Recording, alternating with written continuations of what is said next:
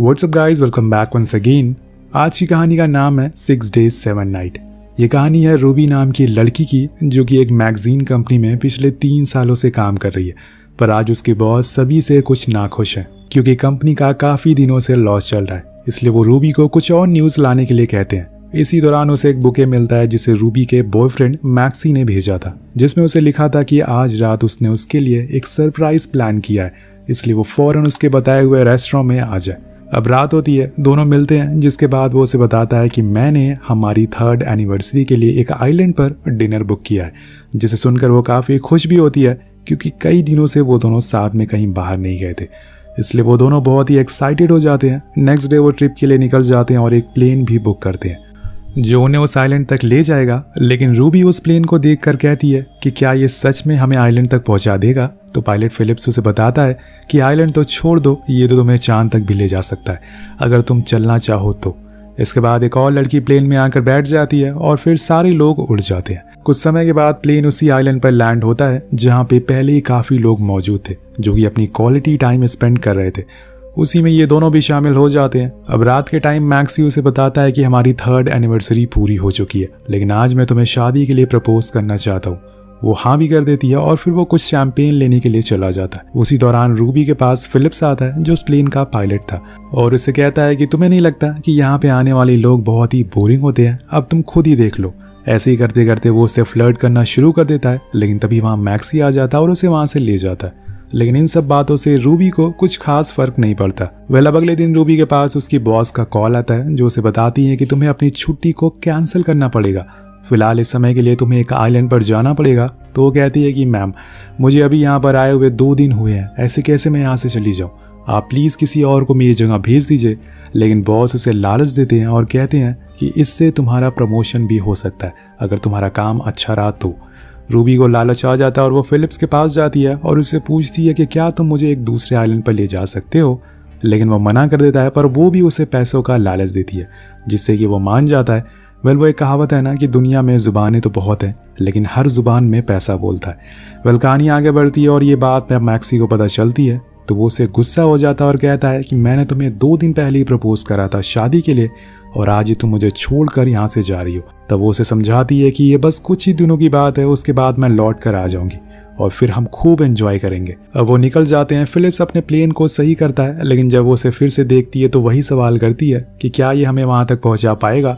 वो हाँ में जवाब देता है और टेंशन ना लेने को बोलता है। इधर शाम में मैक्सी सभी लोगों के साथ बैठकर ड्रिंक कर रहा था कि तभी उसकी नज़र एक लड़की पर पड़ती है जो डांस कर रही थी, और कहीं न कहीं वो उसकी तरफ आकर्षित होना शुरू हो जाता। दूसरी तरफ आसमान में फिलिप्स के लिए दिक्कतें बढ़ना शुरू हो गई थी। उनके सामने कुछ काले बादल आ गए थे जो इनकी तकलीफ बढ़ाए जा रहे थे, लेकिन फिलिप्स समस्या को किसी तरह से संभाल लेता है। तभी रूबी उसे अपनी मैगजीन दिखाती है और बताती है कि ये सारे आर्टिकल मैंने लिखे हैं, जिससे कि वो काफ़ी इम्प्रेस भी होता है और इसकी काफ़ी तारीफ भी करता है। पर अब बारिश होना शुरू हो गई थी, जो इनके लिए एक और मुसीबत खड़ी कर रही थी। अब फिलिप्स रेडियो से संपर्क करने की कोशिश करता है, लेकिन उसी दौरान एक तेज बिजली का झटका आकर उनकी प्लेन की विंग पर पड़ता है, जिससे सारी कनेक्टिविटी टूट जाती है और अब ये किसी से मदद नहीं मांग सकते।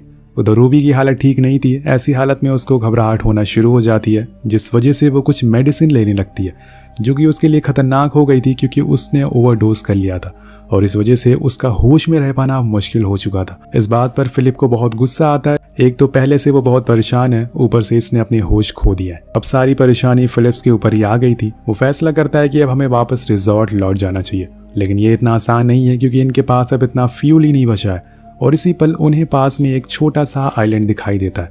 वो डिसाइड करता है कि वो अपने प्लेन को वहीं पर लैंड कराएगा, क्या पता वहाँ उसे कोई मदद मिल जाए।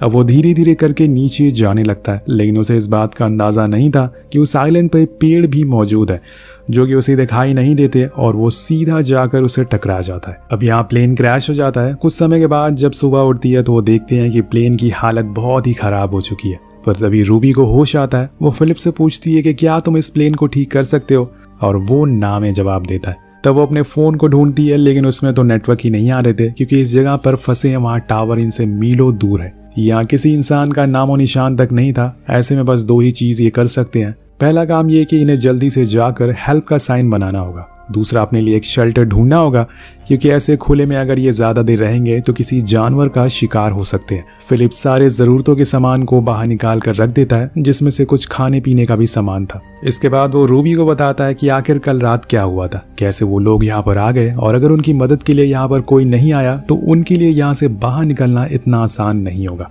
ये सुनकर वो उल्टा उस पर ही चिल्लाने लगती है और कहती है कि लाओ, मुझे मेरे पैसे वापस दे दो जो मैंने तुम्हें यहाँ पर लाने के लिए दिया था। अब उसकी ये बात सुनकर फिलिप्स गुस्से में आ जाता है और सोचता है कि क्या यार, ये कैसी औरत है।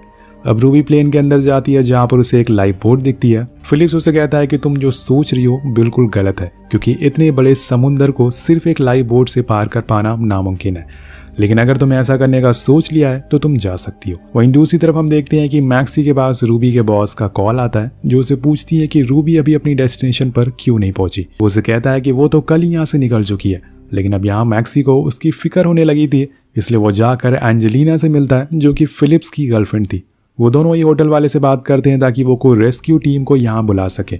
उधर आइलैंड पे अब इन्हें खुद के जीवित रखने के लिए कुछ खाने पीने की जरूरत पड़ने वाली थी, इसलिए सबसे पहले तो पानी के लिए इधर उधर भटकते हैं। हाथ में जाकर इन्हें एक झरना मिलता है जिसके अंदर रूबी जाती है, लेकिन तभी उसके पेट के पास एक सांप आ जाता है, जिसे देखकर वो चिल्लाने लगती है और तब फिलिप्स आकर उसे हटा। अब यहाँ दोनों पानी को भरते हैं, लेकिन सिर्फ पानी से किसी का पेट नहीं भर सकता, इन्हें खाने के लिए भी कुछ चाहिए। इसलिए फिलिप्स को पत्तों को काट कर इकट्ठा करता है ताकि वो किसी पंछी को पकड़ सके उन्हें पहनकर, और होता भी ऐसा ही है। वो एक मोर को पकड़ लेते हैं और फिर रात में वो लोग उसी को खाते हैं। पर खाना खाते हुए फिलिप्स अपने पास के बारे में कुछ बातें बताता है कि वो असल में इसी आइलैंड पर रहता था। पर उसकी ये बात सुनकर रूबी मजाक उड़ाती है और कहती है कि तुम्हारी औकात भी है यहाँ पर रहने की, पर बाद में उसे बुरा लगता है और वो माफ़ी मांगती है। आगे फिलिप्स बताता है कि उसने आज तक शादी नहीं करी क्योंकि उसे एक लड़की पसंद थी, पर उसका एक्सीडेंट हो गया, जिसके बाद वो हमेशा ऐसी ही जगह पर रहने लगा। उधर रूबी भी उसे अपने कुछ बातें शेयर करती है कि उसका एक बॉयफ्रेंड मैक्सी है जिसने कुछ दिनों पहले उसे प्रपोज करा है, लेकिन अब वो यहाँ पे आके फंस गई है। तो वो यकीन दिलाता है कि हम यहाँ से जल्दी निकल जाएंगे। उसकी बातें सुनकर रूबी को समझ आता है कि वो एक अच्छा इंसान है, जैसा उसने सोचा था वैसा तो बिल्कुल नहीं है। इधर मैक्सी और एंजेलिना को एक रेस्क्यू प्लेन मिल गया था, जिसकी मदद से वो इन दोनों को ढूंढने की कोशिश करेंगे, लेकिन क्या ये इतना आसान होगा, क्योंकि अभी तक इन्होंने किसी भी तरह का कोई हेल्प साइन नहीं बनाया है। हाँ, अगर वो इन्हें क्रैश प्लेन को देख लेंगे तो जरूर इन्हें ढूंढ सकते हैं। रूबी जब सुबह सोकर उठती है तो उसे आसमान में एक प्लेन दिखाई देता है, जिससे कि वो एक्साइटेड हो जाती है और फौरन जाकर फिलिप्स को जगाने लगती है, लेकिन वो इतनी नींद में होता है कि उठता ही नहीं, और इसलिए रूबी फैसला करती है कि वो खुद फ्लेयर को चलाएगी। लेकिन यहाँ उसे एक चूक हो जाती है, वो फ्लेयर आसमान के बजाय जाकर पेड़ पर लग जाती है। इस कारण से वहाँ पर आग लग जाती है, और कुछ इस तरह से इन्होंने अपना ये मौका गवा दिया। अब न जाने कब इन्हें दूसरा मौका मिलेगा। ये देखकर फिलिप्स रूबी पर बहुत चिल्लाता है और कहता है कि तुम्हें ऐसा नहीं करना चाहिए था, एक मामूली सी बंदूक तुम चला नहीं पाई, अब हम यहाँ से बाहर कैसे निकल पाएंगे। इसी को लेकर उन दोनों में बहस होना शुरू हो जाती है, जो कि इस समय इन्हें काफी दिक्कतें दे सकती है। अब इन सब के बाद ये डिसाइड करते हैं कि ये एक ऊंची जगह पर जाकर मदद मांगेंगे, और इसी के लिए ये लोग एक पहाड़ पर चढ़ते हैं, जिसका रास्ता बहुत ही सक्रिय होता है। लेकिन ये जैसे तैसे वहां पर चढ़ जाते हैं, पर रूबी पीछे रह जाती है। तभी उसका पैर एक खाई पर पड़ता है, जिससे कि वो जमीन खिसक जाती है और वो दोनों उसके अंदर गिर जाते हैं। लेकिन फिलिप्स उसे बचा लेता है और फिर चलते चलते फाइनली ये पहाड़ की चोटी पर पहुंच जाते हैं, जहां से इन्हें पूरा आइलैंड साफ साफ दिख रहा था। तभी फिलिप्स दूरबीन से देखता है तो इन्हें दूर से आती हुई एक बोट दिखाई देती है। वो उससे कहता है कि हमें उस तक जैसे भी करके पहुंचना होगा, लेकिन उसके लिए इन्हें नीचे पहाड़ से उतरना होगा, जो कि ऊपर जाने से ज्यादा मुश्किल होता है। अब ऐसा ही उतरते हुए इन्हें रात हो जाती है, पर ये समय नहीं गंवाना चाहते थे, इसलिए रात में ही अपनी लाइफ बोट को लेकर निकल जाते हैं। और सुबह सुबह होते ही ये लोग उस शिप के करीब पहुंच चुके थे, जिसे देखकर वो बहुत ही खुश भी होते हैं। लेकिन जब फिलिप्स दूरबीन से उस शिप को देखता है तो वहां पर कुछ लोग एक आदमी को पानी में फेंक रहे थे, और उन सभी लोगों के हाथों में बंदूक थी, यानी कि ये शिप असल में पायरेट्स का है, यानी कि समुद्री लुटेरे। इसलिए वो फौरन रूबी से कहता है कि हमें तेजी से किनारे तक पहुंचना होगा, क्योंकि हमने गलत शिप को ढूंढ लिया है। पर इतनी देर में एक लुटेरा इन्हें देख लेता है और फौरन अपने आदमियों को इनके पीछे लगा देता है। ये लोग तेजी से पीछे की ओर बढ़ना शुरू करते हैं, लेकिन उनके पास राफ्ट थी, जिससे ज्यादा तेज भाग पाना बहुत मुश्किल था। इसलिए वो इन तक पहुंच जाते हैं और लगातार इन पर गोलियां चलाए जा रहे थे, जिससे बोट के चीथड़े उड़ जाते हैं और ये तैर कर उस आइलैंड पर भागना शुरू करते हैं। अब इन दोनों ग्रुप में झड़प हो जाती है और अंत में लुटेरे इन्हें पकड़ लेते हैं। तब रूबी के दिमाग में एक आइडिया आता है। वो उन पायरेट से झूठ बोलती है कि हमारे पास बहुत सारा गोल्ड है, अगर तुम हमें छोड़ दोगे तो हम तुम्हें वो सब दे देंगे। वो इनकी बातों पर रात हो जाते हैं, लेकिन पहले उन्हें गोल्ड चाहिए था। अब ये दोनों उन्हें ऐसे ही जंगल में घुमाने लगते हैं जिससे कि इन्हें सोचने का टाइम मिल सके, और सही मौका देखकर उन्हें फिर से चकमा दे देते हैं और फिर एक ऊंची सी चट्टान से नीचे छलांग मार देते हैं। लेकिन अभी सिर्फ इनका पायरेट से पीछा छूटा है। ये आइलैंड पर अभी भी फंसे हुए हैं। ऐसे में हर 2 दिन में इन्हें कोई ना कोई मुसीबत मिलती रहेगी। उधर एंजेलिना मैक्सी के साथ फ्लर्ट करने की कोशिश करती है, लेकिन वो उसे मना करके वहां से चला जाता है। यहाँ पर इन दोनों को चलते चलते रात हो जाती है, पर तभी इनकी नजर सामने पेड़ पर सालों से पड़ी एक वर्ल्ड वॉर 2 के प्लेन पर पड़ती है, जो शायद इनके कुछ काम आ जाए। लेकिन इससे पहले इन्हें आग जलानी होगी, जो वो बखूबी करते भी हैं। तब रूबी फिलिप्स से कहती है कि तुमने मेरी बहुत मदद करी है, तुम परेशान मत होना, मैं तुम्हारे ऊपर क्रैश का कोई भी केस दर्ज नहीं कराऊंगी। अब दोनों सो जाते हैं, लेकिन रूबी की जब सुबह आँख खुलती है तो वो देखती है आधे से ज्यादा हिस्से को नीचे गिरा दिया है। वो उसे कहता है कि मेरे पास एक आइडिया है, अगर वो काम कर गया तो हम यहाँ से निकल सकते हैं। आखिर उसके दिमाग में क्या चल रहा है। उधर दूसरी ओर हम देखते हैं कि उस रात असल में मैक्सी वापस नहीं गया, बल्कि वो एंजेलिना के रूम में ही सो गया था। इससे उसे काफी गिल्ट होता है और वो बार बार उसे माफी मांगता है। लेकिन तभी उसके पास रिजॉर्ट का मैनेजर आता है, जो उन्हें बताता है कि उन दोनों को ढूंढने का रेस्क्यू अब बंद कर दिया गया है, शायद अब वो जिंदा नहीं रहे। ये सुनकर मैक्सी पूरी तरह से टूट जाता है, लेकिन वहां दूसरी तरफ सब कुछ ठीक चल रहा था। दोनों के बीच में अब काफी अच्छी बॉन्डिंग हो गई थी। दोनों एक दूसरे को इमोशनल भी समझने लगे थे। अब फिलिप्स उस प्लेन के टुकड़े को एक राफ्ट में रखकर अपने क्रैश हुए प्लेन के पास ले जा रहा था। किनारे पर पहुंचने पर वो कुछ पेड़ की लकड़ियों को तोड़ता है। उसका कहना था कि वो उस क्रैश हुए प्लेन को ठीक कर सकता है, इस कबाल प्लेन के हिस्से को जोड़कर।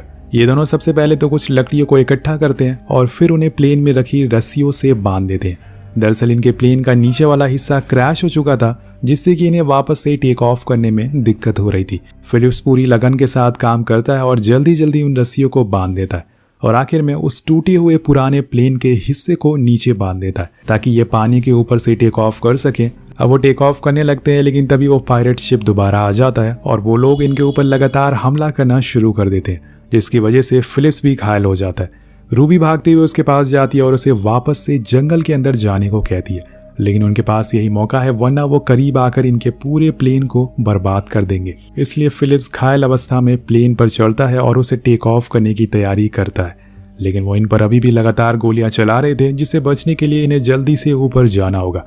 ये प्लेन अभी पूरी तरह से ठीक नहीं हुआ है और ऊपर से फिलिप्स के हाथों में चोट भी लगी है। इसी चक्कर में वो पायरेट्स एक तोप से फायर करते हैं, जो सीधा आकर उनके शिप पर गिरती है और पूरी तरीके से उनका शिप तबाह हो जाता है। लेकिन ये दोनों अभी भी हवा में थे, पर फिलिप्स का काफ़ी खून निकल चुका था, इसलिए वो किसी भी समय बेहोश हो सकता है।